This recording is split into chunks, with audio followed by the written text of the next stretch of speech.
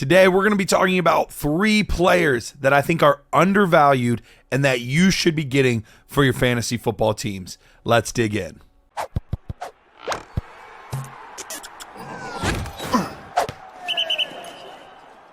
Garret Price here with the Dynasty Nerds YouTube page, and I'm excited to get into 3 guys that I think are undervalued right now. Let's get into the first one, running back Achane. Now, I know what you're going to say.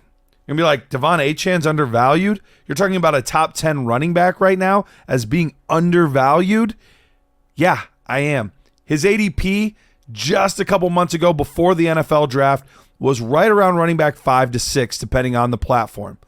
Well, now he's fallen in the Nerds ADP all the way back to running back 9, and it's just a hair, and I mean a literal hair, away from being running back 10. Him and Kenneth Walker go back-to-back in picks. Their ADP is less than a pick apart. Yes, so we're seeing at times where Achane might be the 10th running back off the board right now. Now, I get what you're going to say. Well, yes, he's small, and yes, he gets injured, and they drafted Jalen Wright. That's going to cut into his work. Here's the thing. Jalen Wright has nothing to do with Achane. What he has to do with is Raheem Mostert. Raheem Mostert is still going to be his same guy, his same type of role this year. But look, let's run some numbers, okay? Let's run some numbers. And I decided to be pretty conservative with these numbers. Last year, Achane, he averaged 7.8 yards per carry, which is just an absurd number. But I said, you know what? Let's take that down. Let's assume he's not historically good. So let's move him down to more like 5.5 yards per carry, which is in the range of some of the best running backs in the NFL. But that takes him down over a full 2 points, a full 2 yards on yards per carry. And using just the same amount of touches that he got last year, which I think he'll probably get more. But in his games, he had 2 games where he only had 1 attempt. So we're going to remove those. But the other 9 games that he played and had more than 1 attempt where they were just sampling him or he got injured, he averaged about 11.2 carries per game. So if we factor that out over a full season, well, actually, let's not even do a full season. I only did 14 games. We're assuming he's a little bit smaller. He might get banged up a little bit more. And I want to keep this conservative. So let's assume that he only goes 14 games. That means he misses 3 games over the course of the season on average over the next few years. That would put him at roughly 862 yards and 11 touchdowns, and that was keeping an even more conservative touchdown rate. If he were to keep the same touchdown rate on the ground as what he got last year, he'd be closer to 13 touchdowns per game. But we're going to put him down to 11 touchdowns. And let's look at his receiving work. If he keeps the exact same pace that he kept last year, he would be on pace for about 56 targets on the season, 42 receptions, and 5 receiving touchdowns. All of that together over a 14-game season, that would be about 16 points per game.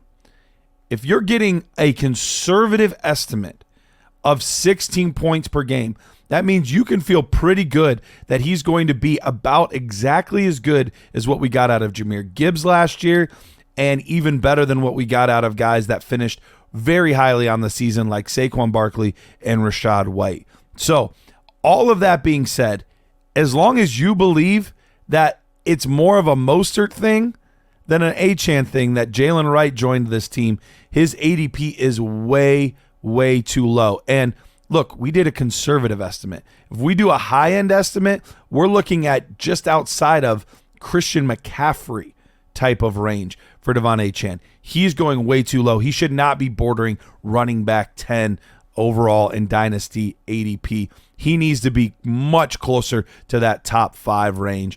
I'm still all in on Achane. Next one here, look, I'm making some strong claims on guys that I think are undervalued.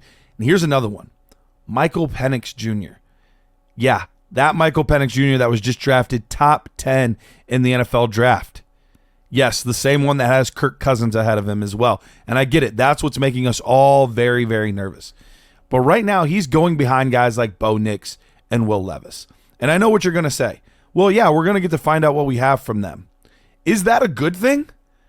Do we want quarterbacks? Do we want to find out what we have from them quicker? Or do we want that insulated value where we say this guy is a top 10 pick? Because you could tell me next year that both Will Levis and Bo Nix are not a thing, and it wouldn't shock me.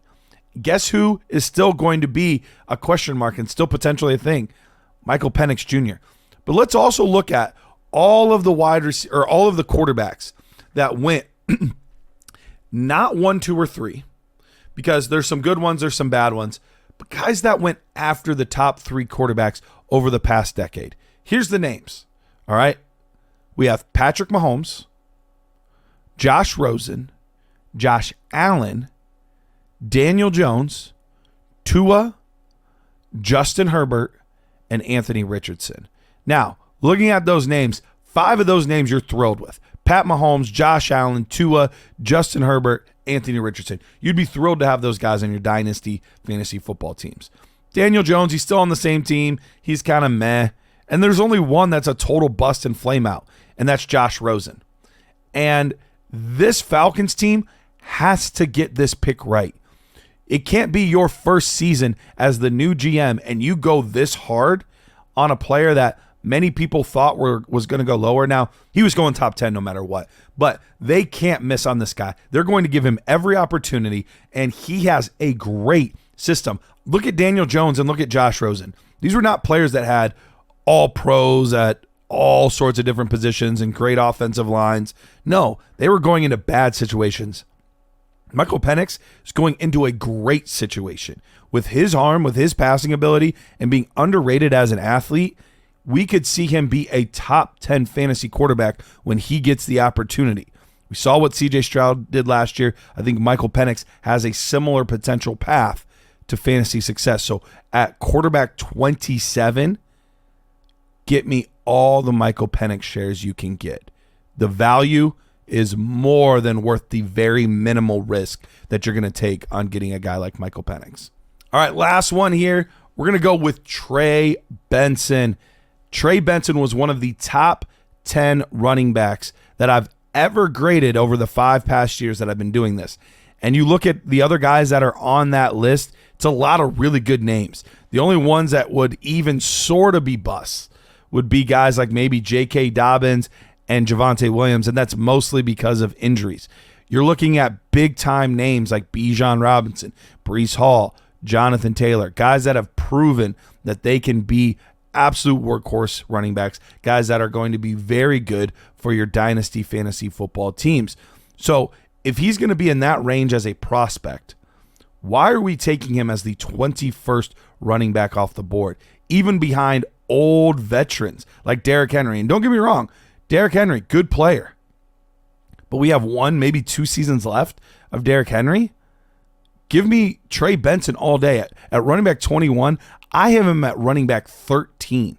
I think there's a drastic difference on what you're getting out of Trey Benson and where his value is currently. So give me all the Trey Benson shares, and I think you're going to be thrilled because that offense is an offense that likes to feature one running back and give him the rock. And sooner rather than later, that guy's going to be Trey Benson.